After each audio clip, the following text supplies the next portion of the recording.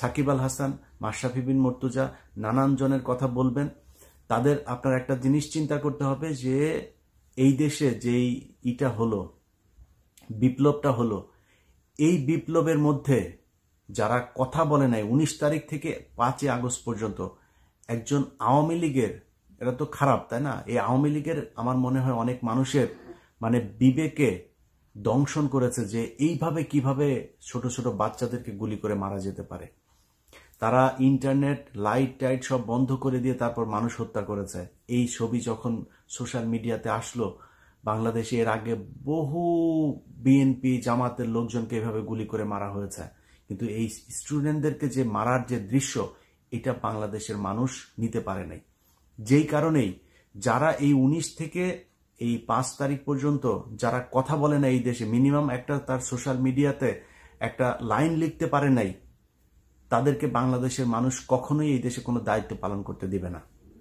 আমি মনে করি এই মাশরাফি থেকে শুরু করে যারা যারা চুপ ছিল, তাদের যদি শাস্তি নাও হয়, অন্তত যারাই চুপ ছিল, যেই চুপ ছিল, প্রতিটা মানুষ, আমি মনে করি বাংলাদেশের প্রতিটা নাগরিককে, যে ফেসবুকেও যে একটা ছোট্ট একটা প্রতিবাদ করতে পারেনি যে হত্যাকাণ্ডের বিরুদ্ধে, তাদেরকে আজীবন পঙ্গু হিসাবে এই লিস্টেড করতে হবে, যে এরা অক্ষম, এই রাষ্ট্রের কোনো গুরুত্বপূর্ণ দায়িত্বে তারা কখনোই যেতে পারবে না।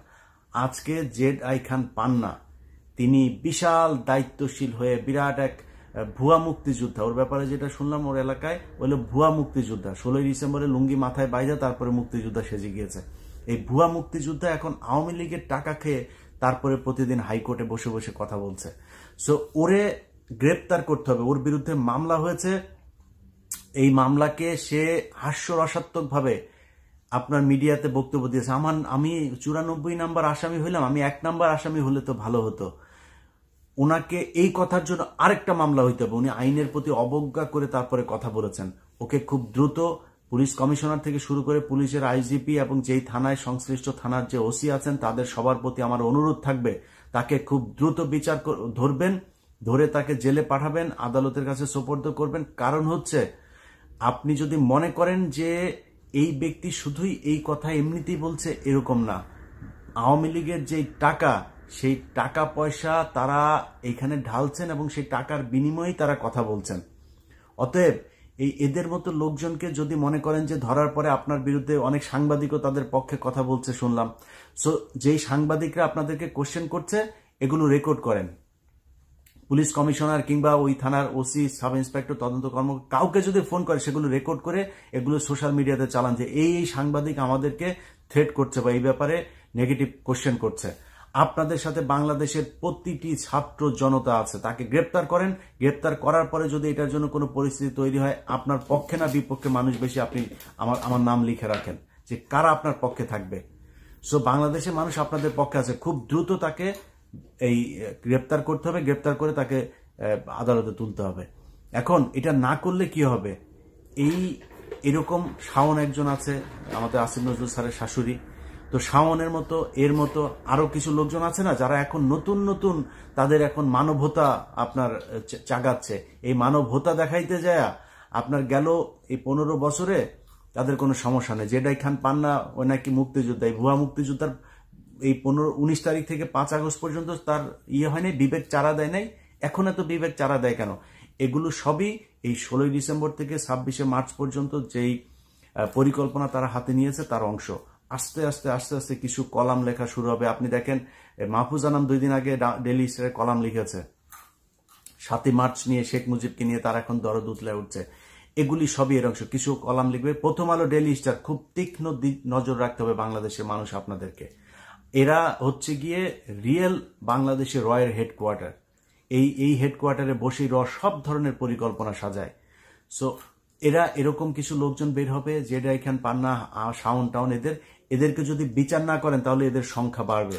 এদের সংখ্যা বাড়বে আস্তে আস্তে। এই যে এরকম 16ই ডিসেম্বর থেকে 26শে মার্চ যে পরিকল্পনা নিয়েছে, এরকম পরিকল্পনা সামনে আরো নিতে থাকবে।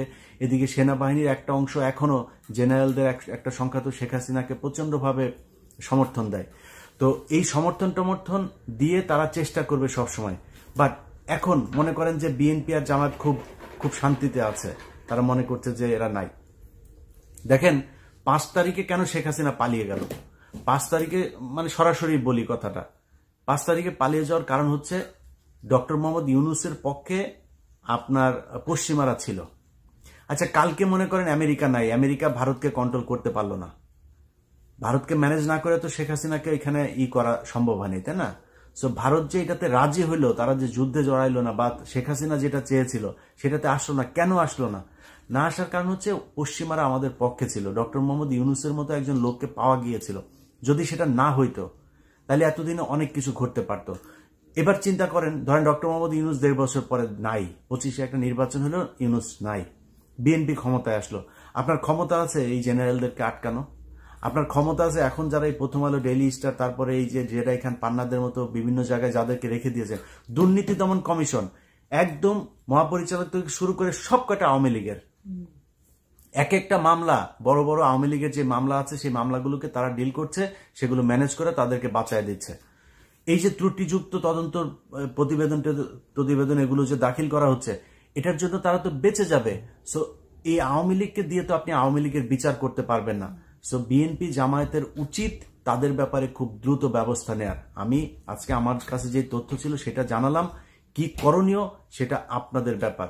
প্রতিটা জায়গায় যেটা এই হাসনাতরা যেটা দেখিয়েছে, হাইকোর্টে সরাসরি গিয়ে ওইখানে গিয়ে একদম জায়গায় বসে থেকে তারপর তাদেরকে যেই ব্যবস্থা নিয়েছে না, প্রতিটা অফিস অভিমুখে যারা যারা শুনছে না, যদি প্রয়োজন হয় জাহাঙ্গীর গেট ক্যান্টনমেন্টে গিয়েও দাঁড়াইতে হবে যে এই জেনারেল, মেজর জেনারেল, এরা বিজিবির যে লাস্ট যে মহাপরিচালক ছিল সে এখনো পর্যন্ত চাকরিতে থাকে কিভাবে, এদেরকে সরাইতে হবে। এর আগে ডিজিএফআইতে থেকে যারা ডিজিএফআই এর আশপাশে ভারতীয় রয়্যাল লোকজনকে বসার সুযোগ করে দিয়েছে, এনএসআই চিফ, এদের সবাইকে বিচার করতে হবে।